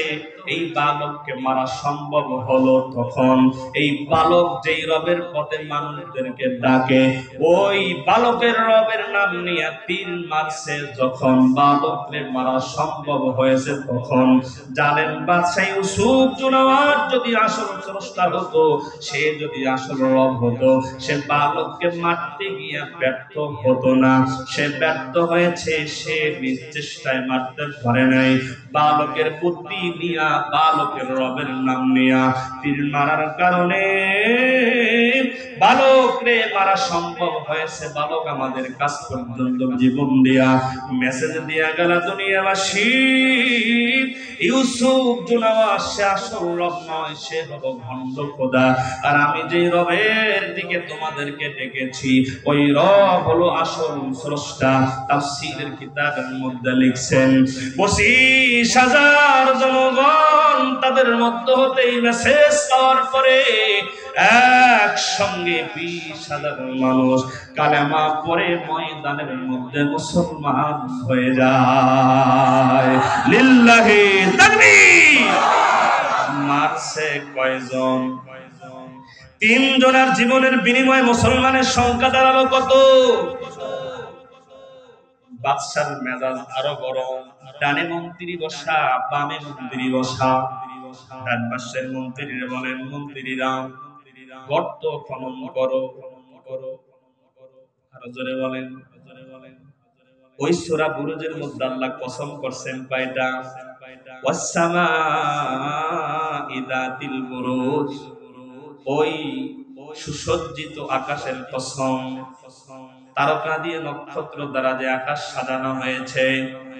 ওয়াল ইয়াউমিল মাউউদ, বিচার দিবসের কসম, যেদিন বিচার কায়েম করা হবে। ওয়া শাহিদিন ওয়া মাশহুদ, জুমার দিনের কসম, আরাফার দিনের কসম। 4টা কসম করার পরে মালিক বলেছেন, কুতিলা সাহাবুল উখদুদ, ধ্বংস হবে তারা গর্ত খনন করেছিল যারা। এই জালেম বাদশাহী মন্ত্রীদেরকে গর্ত খনন করার কথা বলেছিলেন। আর এই ঘটনা কি বলা হয়? আসহাবে উখদুদের ঘটনা। আল্লাহু আকবার। দেখেন বাদশাহ এবার মন্ত্রীদেরকে বলতেছেন গর্ত খনন করো। মন্ত্রীদের একটু বুদ্ধি শুদ্ধি আছে না নাই? মন্ত্রী বলেন, বাদশাহ গর্ত খনন করে কি করবেন? বাদশাহ বলেন, সেখানে আগুন প্রজ্বলিত করব, আগুন জ্বালাবো। আগুন জ্বালায় কি করবেন? বাদশাহ বলেন, যারা মুসলমান হয়েছে এই আগুনের গর্তের মধ্যে তাদেরকে ফালায় আমি হত্যা করব। জোরে কন্যা নাউজুবিল্লাহ। বাদশাহকে ডাক দিয়ে মন্ত্রী বলেন, বাদশাহ মাথা কি ঠিক আছে? কেন, কি হয়েছে? বলে, আপনার রাজ্যের জনগণের সংখ্যা কত? বলে 25,000। মুসলমানের সংখ্যা দাঁড়ায় কত? বলে 20,000। মারবেন কত? বলে 20,000। থাকবে কত? বলে 5,000। এখন মন্ত্রীরা বলে, 20,000 জনগণ যদি হত্যা করে ফেলান, 5,000 দিয়ে কি আপনি দেশ চালাবেন? দেখেন খুব খেয়াল করেন। এবার বাদশা বলে আমার জনগণ লাগবে না, আমার ক্ষমতা লাগবে। কথা হয় না, মেলে মেলে মেলে না, সব মেলে, সমানে সমান, শূন্য শূন্য, দেখে না। বলে আমার জনগণ লাগবে না, আমার কি লাগবে? ঠিক একই ভাবে 4ই আগস্টে, কথা কয় না, গণভবনে মিটিং ডাকা হলো। প্রত্যেক প্রশাসনের ঊর্ধ্বতন কর্মকর্তাদেরকে ডেকে নেওয়া হলো। বলা হলো আগামীকাল সকালবেলা বৈষম্য বিরোধী ছাত্র আন্দোলন সহ তাদের সাথে বাংলাদেশের অনেক দল, অনেক জনগণ একত্রতা প্রকাশ করে গণভবন ঘেরাও করতে আসতেছে, ঠিক কিনা? প্রত্যেকটা প্রশাসনের ঊর্ধ্বতন কর্মকর্তাদেরকে জানানো হলো যত বল প্রয়োগ করা লাগে করো, যত বুলেট খরচ করা লাগে করো, যত জনগণ মারা লাগে মারো। প্রশাসন যদি কম করে পাশের দেশ ভারত থেকে আনো, জনগণ মারে সাফ করো, আমার জনগণ লাগবে না, যেভাবে হোক আমার ক্ষমতায় থাকাই লাগবে। জোরে বলতে হবে ঠিক কিনা মুসলমান? এই ইউসুফ জুনাওয়াজ 20,000 মুসলমানকে হত্যা করার জন্য গর্ত খনন করে আগুন জ্বালিয়েছিল। ও ইব্রাহিম আলাইহিস সালাতু ওয়াস সালামকে নমরুদ ওই আগুনের কুণ্ডের মধ্যে হত্যা করার জন্য অগ্নিকুণ্ড সাজাইছিল। আর এই জালেম বাদশা স্বৈরাচারী সরকারও আলেমদেরকে নির্যাতন করার জন্য আয়না ঘর বানিয়েছিল, ঠিক কিনা বলো মুসলমান? ওরাও জালেম, এও জালেম, পার্থক্য শুধু নামটা আলাদা। কেন দুনিয়ার মুসলমান আসলে লম্বা হয়ে যাচ্ছে? কষ্ট পাচ্ছেন তো? কষ্ট হচ্ছে না? এই 2 ঘন্টা হয়ে যাচ্ছে। দুনিয়ার মুসলমান বাবাজিরা আমার আসুন, এবার গর্ত খনন করলেন, আগুন জ্বালালেন। ইযহুম আলাইহা কুউদ। আপনাদের মসজিদের খতিব সাহেব আছে, কোরআনের আয়াত পড়ে পড়ে কথা বলছি, আমার তেমন জ্ঞান নাই। আমার থেকে বড় জাননেওয়ালারা হয়তো অনেকে নিচে বসে আছে। এটা ঢাকা শহর গ্রামগঞ্জের ভিতরে না যে একটা কথা এমনি বলে পার হয়ে যাব। দুনিয়ার মুসলমান বাবাজিরা, ইযহুম আলাইহা কুউদ। কুউদ শব্দের অর্থ হলো বসা। জালেমের বাচ্চারা ফুটবলের গ্যালারির মধ্যে মানুষ যেমন গোলাকার হয়ে খেলা দেখার জন্য বসে, তারা গোলাকার হয়ে চতুর্দিক দিয়ে গর্তের চতুর্দিক দিয়ে বসলেন, আগুন জ্বালালেন। এখন মুসলমানদেরকে ধরে ধরে ধরে ধরে আগুনের মধ্যে ফালায়া দিয়া দিয়া জালেমের বাচ্চারা হত্যা করতেছেন। আর এই জালেমেরা চতুর্দিকে বসে বসে আলেম এই ইমানদারদেরকে নিয়ে হাসি তামাশা, রং তামাশায় তারা মত্ত হয়ে গেলেন। একে একে প্রায় 20,000 মানুষকে গর্তের মধ্যে ফালায়া জালেমের বাচ্চারা হত্যা করে ফেললো। বাকি আছে শুধুমাত্র একজন মহিলা। কয়জন? এই মহিলা 1.5 বছরের একটা সন্তান কোলে লইয়া এক কদম সামনে আগায় তো আর এক কদম পিছায়। দুনিয়ার মুসলমান বাবারা, এই মহিলা আসমানের দিকে মাথাটা উঠায় আল্লাহকে ডেকে বলেন, মালিক গোবদার আল্লাহ, আজকে শুধুমাত্র ঈমান আনার অপরাধে জালেমের বাচ্চা মুসলমানদের আগুনের গর্তের মধ্যে পোড়ায়া পোড়ায়া হত্যা করে। ওগো মালিক, ঈমান হেফাজতের জন্য, আপনাকে খুশি করার জন্য, ওগো মালিক, আমি আগুনের মধ্যে লাফ দিয়ে আমার জীবন দিতে পারবো, কোনো দুঃখ নাই, কোনো আফসোস নাই রে আল্লাহ। কিন্তু মালিক, আমি তো মা, আমার কোলের মধ্যে আমার বুকের মালিক, কলিজার সন্তান, আমার সন্তানকে আমি যদি নিয়ে আগুনের মধ্যে লাফ দেই, ওগো আল্লাহ, আমার চোখের সামনে আমার বুকের মানে কাগজের মধ্যে পুড়ে অঙ্গার হবে, আমি মা সহ্য করতে পারবো না। দুনিয়ার মুসলমান বাবাজির আমার, এই জায়গায় যাদের ঘরে মা নাই, যাদের ঘরে বাবা নাই, সারা দুনিয়া যদি খুঁজে বেড়াও, ওই জনম দুঃখিনী মায়ের মায়ার চেহারা খুঁজে আর পাওয়া যায় না, ওই বাবার মায়ার চেহারা খুঁজে আর পাওয়া যাবে না। যাদের ঘরে মা নাই বাবা নাই, চেষ্টা করবেন মা বাবার কবরটা সপ্তাহে একদিন জিয়ারত করার জন্য।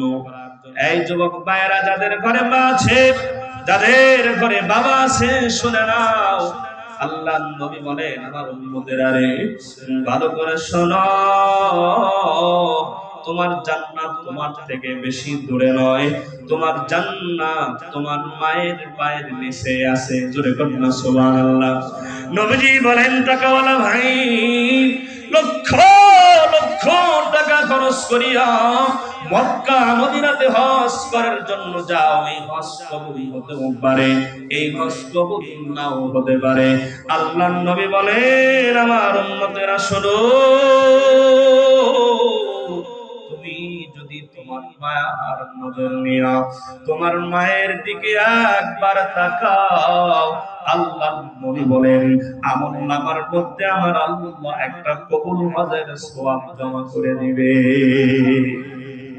মার ঋণ আমরা পরিশোধ করতে পারবো না, ওই বাবার ঋণ কোনদিন আমরা শোধ করতে পারবো না। কত মা সন্তানকে জন্ম দিতে গিয়া দুনিয়ার জমিন থেকে বিদায় হয়ে যায়। আপনার আমার মা দুনিয়ার আলো তোমারে আমারে দেখাইতে গিয়া কলস কলস রক্ত দিয়া জমিন লাল করেছে। ওইদের দিনে নতুন একটা জামা কিনে দেওয়ার জন্য বাবা ঢাকা শহরে পর্যন্ত রিক্সা চালাচ্ছে। এই মাদ্রাসার ছাত্ররা, তোমাদের বাবা তোমাদেরকে আলেম বানানোর জন্য কত মা কত বাবা অন্যের বাড়িতে পর্যন্ত কাজের বুয়ার কাজ করে বাবা সন্তানকে পড়ালেখা করাইতে গিয়া, ওই রিক্সা চালাইতে গিয়া, ওই ট্রাফিকের পুলিশের হাতে পর্যন্ত ডান্ডার মার পর্যন্ত বরণ করে চৈত্র মাসের রোদ্রে অন্যের জমিতে কামলা দিয়া বাবা সাদের পিঠের চামড়াটা পোড়ায়া কালো পর্যন্ত বানায়াছে। এমন কোন ঈদ নাই বাবা সন্তানদেরকে নতুন জামা কাপড় না দিয়া পার করায়াছে। কিন্তু এমন অনেক ঈদ চলে গেছে বাবা মা নতুন জামা কাপড় নেয় নাই। কথা বলেন ঠিক না? দুনিয়ার মুসলমান বাবাজির আমার, মায়ের ছোটা দিনের ঋণ আমরা যদি আমাদের শরীরের চামড়া দিয়া জুতা পর্যন্ত বানায় দেই, মায়ের ফোটা দুধের ঋণ সন্তানরা শোধ করা সম্ভব হবে নাকি? মায়ের এক ধার দুধের দাম কাটিয়া গেল চাপ, পাপড় বানাইলেও ঋণের শোধ হবে না। এমন দরদি ভাবে কেউ হবে না আমার মা। ঠিক না? পিতা আনন্দে মাতিয়া সাগরে ভাসাইয়া সেই যে চইলা গেল ফিরাইল না। মায়ের ধরিয়া জঠরে, মায়ের ধরিয়া জঠরে কত কষ্ট করে 10 মাস 10 দিন পরে পেল বেদনা। এমন দরদি ভাবে কেউ হবে না মা। ঠিক না বলে? প্রসবের কি ব্যথা মাজানে সে কথা, মরিয়াও যেন মায়ের মরণ হলো না। প্রসবের কি ব্যথা মাজানে সে কথা, মরিয়াও যেন মায়ের মরণ হলো না। মায়ের লাগিয়া সন্তানের দায়, মায়ের লাগিয়া সন্তানের দায় ওখানে না প্রাণ হারায়, তবু কেন মায়ের ভক্তি করো না? এমন দরদি হবে কেউ হবে না মাহবুব। এই দুনিয়ার মুসলমানেরা মা সে বাবা সে কদর করে, মারে ধমক দিয়ে বাবারে ধমক দিয়ে কথা বলবেন না রে বাবা। পৃথিবীর জমিনে অনেক ঘটনা আছে, মায়েরা বাবারা সন্তানের জন্য জীবন পর্যন্ত উৎসর্গ করে দেয়। এই যে ধামরাইয়ের একটা ছোট্ট ঘটনা, বাস্তব ঘটনা বলি। 2017 সালের একটা ঘটনা। চান্দুরাতে আমি মাদ্রাসা, চান্দুরাতে যখন আমি দায়িত্বে ছিলাম, মাদ্রাসার এক উস্তাদ নিজের চোখে দেখেছে ঘটনাটা, আমাকে বলছেন 2 মিনিটের একটা কারগুজারি। এটা বলে আমি আমার আলোচনা শেষ করছি। দিল করে মরণ করেন বাবারা। এই ঢাকা শহরে আপনি যদি আপনার দশকের মধ্যে সন্তান যদি প্রসাব করে দেয়, এটা শুকানোর জন্য ছাদ ছাড়া বিকল্প ব্যবস্থা নাই, ঠিক কিনা বলেন? ঢাকা শহরে মোটা জিনিস শুকানোর জন্য ছাদে নিয়ে যাওয়া লাগে। ছোট্ট বাচ্চা 1.5-2 বছর বয়স তোষকের মধ্যে প্রসাব করে দিয়েছেন, মা এই তোষকটা শুকানোর জন্য ছাদে নিয়ে গেছেন। হাফ দেওয়াল তোলা, 2 দিক দিয়ে ঝোলায় দিচ্ছেন। 2 ঘন্টা পরে সন্তানকে কোলে দেখার জন্য গেছে তোষকটা শুকালো কিনা। মা গিয়ে দেখে যে একটা তোষকের কোনা ঝুলে গিয়া ছাদের যে ফ্লোর আছে ময়লার সঙ্গে লেগে গেছে। স্বাভাবিকভাবে এই জামার টেবিলের উপর একটা কাপড় আছে, কাপড়টা যদি বাঁকা হয় ওই দিকে যদি ঝুলে যায় তো আমি এই দিক দিয়ে টান দেবো, এটা আমাদের স্বাভাবিক একটা অভ্যাস। মা বাম কোলের মধ্যে সন্তান, এবার একটা পার যখন ওই দিকে ঝুলে গেছে, ডান হাত দিয়া মা আর একটা কোনা ধরে একটু টান মারতে গেছে। দেখবেন ছোট বাচ্চারা মাত্র যখন হাঁটার মতো উপযুক্ত হয়, যখন দাঁড়ানো শেখার সময় হয়, দেখবেন যেই জায়গার মধ্যে ওর পা গুলো দিয়ে দাঁড় করা দিবেন ওই জায়গার মধ্যে শক্তি খাটায়া বাচ্চা উপরের দিকে লাফ দিতে চায়, ঠিক কিনা বলেন? দুনিয়াবাসী, এই মা তার সন্তানকে বাম কোলের মধ্যে রাখিয়া ডান হাত দিয়ে যখন তোষকটা একটা টান দিছে, মাও তোষক টান মেরেছে, সন্তান ও মায়ের এই কোলের মধ্যে পাটা ঠেকায়া শক্তি খাটায়া উপরের দিকে লাফ যখন মেরেছে, মা ব্যালেন্স ঠিক রাখতে পারে নাই। 7 তার উপর থেকে 1.5-2 বছরের বাচ্চাটা নিচ তলার মধ্যে পড়ে গেছে। দুনিয়াবাসী, এই ঘটনাটা যদি এই পর্যন্ত শেষ হতে বলতাম না রে বাবা। সন্তান যখন নিচের দিকে পড়ে যায়, ডান পাশের বিল্ডিং এ বাড়ি খাইয়া বাম পাশের বিল্ডিং এ সন্তানটা লেগে যায়। আস্তে আস্তে সন্তান নিচের দিকে পড়ে যায়। মা কোল থেকে সন্তান যখন নিচে পড়ে গেছে, মা ডানেও তাকাই নাই বাবাও তাকাই নাই, সন্তানকে ধরার জন্য 7 তলা থেকে মা সন্তানের পিছনে পিছনে লাফ দিয়ে দিছে। এরা দুনিয়াবাসী, সন্তান 7 তলা বিল্ডিং থেকে নিচে পড়ে যায়, মাও সন্তানের পিছে পিছে 7 তলার বিল্ডিং থেকে নিচে পড়ে যায়। মানুষজনেরা চিল্লা চিল্লি শুরু হয়ে গেছে। হুজুর আমাকে বলেন, আমি ওই জায়গায় ছিলাম, দৌড় দিয়ে চলে গেলাম। সন্তানটা নিচে যখন পড়ছে, সন্তানের হাত পা মাথা গুলো সবগুলো ভেঙে চূর্ণ বিচূর্ণ হয়ে গেছে। বাচ্চাটাকে চেনা যায় না, বাচ্চাটা জায়গার মধ্যে মারা গেছে। আর এই যে মা, দুনিয়ার মুসলমানেরা বিল্ডিং এ বাড়ি খেয়ে গয়া, মা হাত ভেঙে গেছে, পা গুলো ভেঙে গেছে, নাক দিয়া ঝুপ ঝুপ করে করে রক্ত গুলো জমির মধ্যে পড়ে যায়, কান দিয়া রক্ত বের হয়। মা পড়ে গেছে, যেই দিক দিয়ে পড়ছে মাথাটা থেতলা হয়ে গেছে, কিন্তু মা সাথে সাথে মারা যায় না। মা ঠোঁট লড়াইয়া লড়াইয়া কি যেন বলতে চায়। প্রত্যক্ষদর্শী একজন সে কান পেতে দিয়া তার কথাটা শোনার জন্য চেষ্টা করে। সে হয়তো চিন্তা করেছিল, মনে মনে ভেবেছিল হয়তো মহিলা ডাক দিয়ে বলবে, দুনিয়ার মানুষ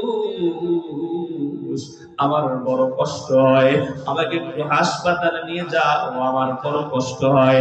কিন্তু যেই মানুষটা কান মায়ের মুখের মধ্যে, মুখের ঠোঁটের কাছ পর্যন্ত নিয়ে গেল, এই মানুষ যেই কথা শোনায়া দিল, দুনিয়ার মানুষদেরকে অবাক করে জানায়া দিল, মা নিজের কথা বলে না, মা ঠোঁট লড়ায়া লড়ায়া বলে, তোমরা কি আমার একটু জানাইবা আমার সন্তান কি বেঁচে আছে নাকি? দুনিয়ার মুসলমান মা, মা সন্তানের জন্য মা জীবন পর্যন্ত উৎসর্গ করে দেয়। দুনিয়ার মুসলমান বাবাজিরা আমার নিজের কথা মা চিন্তা করে নাই, মৃত্যু শয্যায় পর্যন্ত গিয়া মা সন্তানের কথা চিন্তা করে, এর নাম হলো মা। ঠিক না বলে? দুনিয়ার মুসলমান বাবাজিরা আমার, আপনি আমি যখন আমাদের মায়ের গর্ভের মধ্যে ছিলাম, বাবা না ডেকে ডেকে বিছানার মধ্যে ঘুমায় আছে, কিন্তু মা ঘুমাতে পারে নাই। সবাই খাইতে বসেছে, সবাই কি আনন্দের সঙ্গে খাবার খায়, মা ভাতটা মেখে নিয়ে লোকমাটা মুখের মধ্যে দিবে।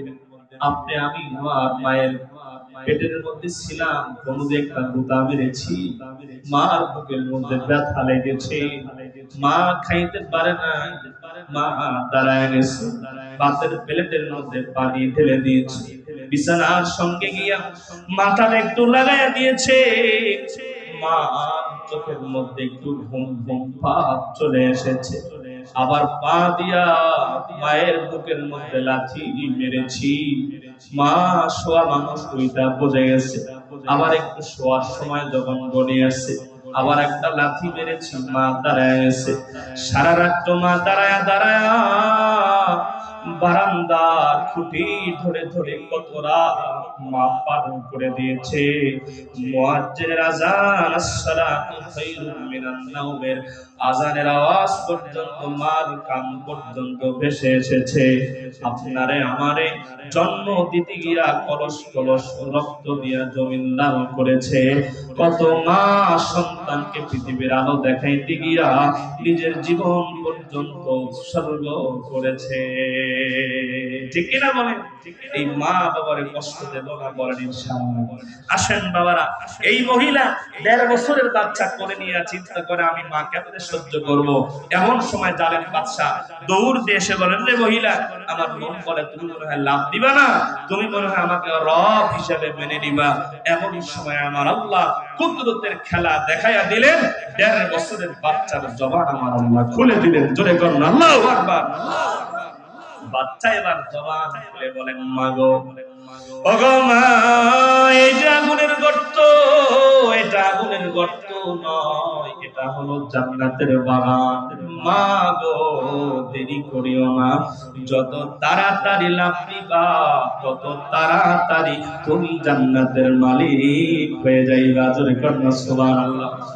আগুনের গর্তের মধ্যে সন্তানকে কোলে লইয়া মহিলা নিজে লাভ দিলেন। আল্লাহু আকবার। তারা জান্নাতের মেহমান হয়ে গেলেন। এই যে জমিনের মধ্যে জুলুম হয়, নির্যাতন হলো, আমার আল্লাহ দেখে কি দেখে না? আল্লাযী লাহু মুলকুস সামাওয়াতি ওয়াল আরদ ওয়াল্লাহু আলা কুল্লি শাইইন শাহীদ। জোরে বলুন আল্লাহু আকবার। নবমণ্ডলের মালিক, ভূমণ্ডলের মালিক, জমিনে যা হয় সব কিছু দেখেন আমার আল্লাহ, আর সহ্য করে নাই। আগুনের গর্তকে আমার আল্লাহ আগুনকে আদেশ করলেন, আগুন আরো প্রজ্বলিত হওয়া শুরু হও। আগুনের স্ফুলিঙ্গ গুলো উপরের দিকে দাউ দাউ করে ওঠা শুরু হলো। তারা চতুর্দিক দিয়ে গ্যালারির মতো করে বসেছিল। আমার আল্লাহ দুনিয়ার মুসলমান বাবাদের আমার এই ইউসুফ জুনাওয়াত জালেম বাদশা সহ তাদের সহচর যারা ছিল, তাদের বানানো গর্তের মধ্যে, তাদের জ্বালানো আগুনের গর্তের মধ্যে সব মঙ্গলারে আমার আল্লাহ ফাড়া ধ্বংস করে দিয়া আমার আল্লাহ তাদেরকে জাহান্নামে পাঠায়া দিয়েছেন। জোরে বলেন আল্লাহু আকবার। গর্ত একটাই, ইমানদাররাও মরছে, বেঈমানরাও মরছে, ইমানদাররা জান্নাতে চলে গেছে, বেঈমানরা জাহান্নামে গেছে। কথা বলেন ঠিক কি না? ঈমান সবথেকে বড় দামি জিনিসের নাম। ঈমান আছে, নামাজ রোজা হজ যাকাত সবকিছুর দাম আছে, প্রতিদান আল্লাহর কাছে পাবো, কিন্তু নামাজ রোজা হজ যাকাত সবকিছু আছে, যদি ঈমান না থাকে কোনো প্রতিদান আল্লাহর কাছে পাওয়া যায় না। কথা বলেন ঠিক কি না? একটু হাত উঠান, সবাই বলেন ইয়া আল্লাহ, আমরা জান্নাত চাই। আল্লাহ দেখো জবান আছে বলে না, সকালে জানি কথা না কতি পারে, রাগ করেন না, বলেন ইয়া আল্লাহ, আমরা জান্নাত চাই, আমাদেরকে জান্নাতি হিসেবে কবুল করেন। এখন আমরা দুইটা ওয়াদা করব, কয়টা?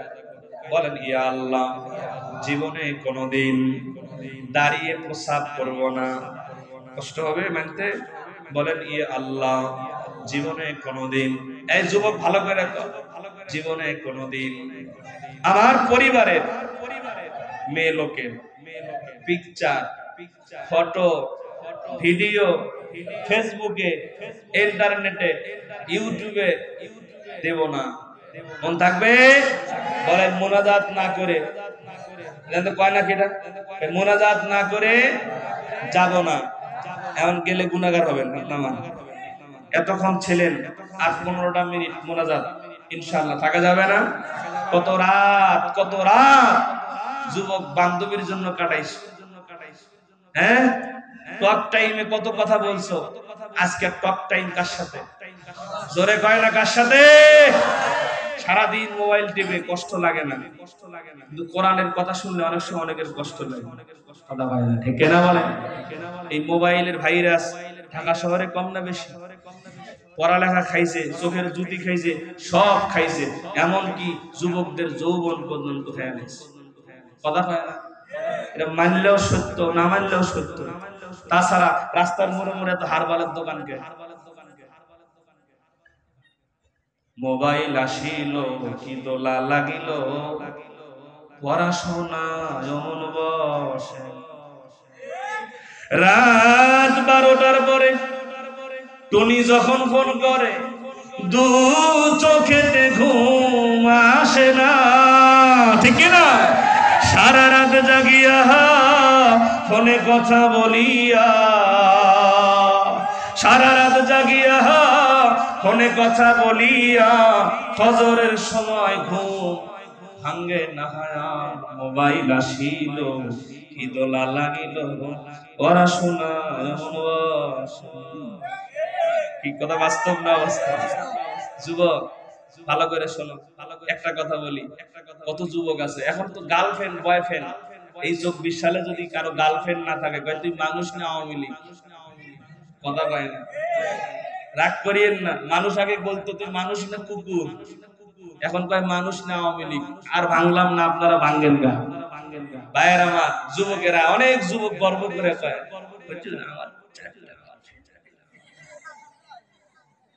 এক একজনের 5-7টা করে। যদি তোর চরিত্র এত ভালো হয়, তোর এক মোবাইলের মধ্যে 5টা লক কেনে। কথা কয় না, এক মোবাইলে এত লক কেনে, তার মানে ভিতরে ভেজাল আছে। যেই ঘরে যত বেশি তালা, ওই ঘরে তত গুপ্তধন আছে। কথা কয় না? যারা সন্তান বাপ আছেন এই জায়গায়, যুবকের বাপ, যুবতী মেয়ের বাপ, আপনারা ফ্ল্যাট বাসায় থাকেন, ঘরের ভিতরেই তো সবকিছু, ঠিক না? ফ্ল্যাটের মধ্যে সব না, আপনার মেয়ে যেই ঘরে ঘুমায় ওই ঘরের দরজা লাগাতে দিবেন। দরজা দিনের বেলাও লাগায় রাখে। কথা কয় না রে ভাই? যুবকও লাগায় রাখে, যুবতী মেয়েও লাগায় রাখে। ওর দরজা দিনের বেলা লাগায় রাখছে মানে ভিতরে ভেজাল হচ্ছে। কথা কয় না? একটু সতর্ক আপনাকে হওয়ার দরকার আছে না? আপনার মেয়ে কয়টা বাজে কলেজে যায়, কয়টা বাজে আসে, আপনি হাদিস সাহেব আল্লাহ মিল্লে করতেছেন, তসবিহ টিপতেছেন, আপনার মেয়ে পার্কের তলায় বসে গল্প করতেছেন, বাদাম খাচ্ছে। জান্নাতে তো ছিলেকলা। প্রত্যেক দায়িত্বশীলকে হাসরের দিন আল্লাহ তার দায়িত্ব সম্পর্কে জিজ্ঞাসা করবে, ঠিক না? আল্লাহ পাক আমাদের প্রত্যেকের দায়িত্বশীলের জায়গায় দায়িত্ব পালন করার তৌফিক দান করেন। জোরে বলেন আমিন। যুবক ভাইরা ঠিক হয়ে যাও। তুমি হয়তো চিন্তা করতেছো আমি 4টা গার্লফ্রেন্ড লয়ে ঘুরি, কিন্তু ও কিন্তু এই 4টার একটারও বিয়ে করে। কথা কয় না? একটারও বিয়ে করবে না। ও কি করবে, বিয়ের সময় আর একটা পর্দানিশীল নারী খুঁজবে। বোরকাওয়ালি খুঁজে যখন পাবে চিন্তা করবে, যাক মাশাআল্লাহ, আমি তো একজন পর্দানিশীল সতী সাধবী নারী পেয়েছি। বাসর ঘরে ঢুকে বলবে, বিবি আমি খুব বাছাই করে তোমাকে বিয়ে করে আনছি, তুমি কি কখনো প্রেম করছো? তো তখন বউ বলবে যে প্রেম কি? আল্লাহর ওলি জান্নাত থেকে পালায় আসছে, প্রেম ছেলে না। কথা কয় না? না জীবনেও করি না। তখনই চিন্তা করবো, যাক আমি তো একবারে খাস পর্দানিশীল আল্লাহর ওলি মহিলা পাইছি রে। যুবক তোমাকে বলছি, শোনো, তুমি যদি 4টা মেয়ের সাথে প্রেম করে আসো, মেয়ে যদি কোরআন শরীফ নিয়ে কসম করেও বলে যে না আমি কিচ্ছু করি নাই, এটা দুনিয়ার মধ্যে সব থেকে বড় মিথ্যা কথা। কথা কয় না? তুমি যেমন 4 জনের সাথে টাঙ্কি মারছো, তুমি যাকে বিয়ে করবা সেও 4 জনের সাথে টাঙ্কি মারেই তোমার ঘরে আসবে। কথা কয় না? ঠিক কিনা? তুমি হবে যেমন, তোমার জীবন সঙ্গিনী হবে তেমন। কথা বলেন ঠিক কিনা? এই জন্য আমি নিজে ঠিক হব, আমি আমার দায়িত্ব নেব। আমি নিজে ঠিক হলে আমার পরিবার ঠিক হবে, আমি নিজে ঠিক হলে সমাজ ঠিক হবে, আমি নিজে ঠিক হলে দেশ ঠিক হবে। ঠিক কিনা বলে? আল্লাহ পাক আমাদেরকে বোঝার তৌফিক দান করেন, বলেন আমিন।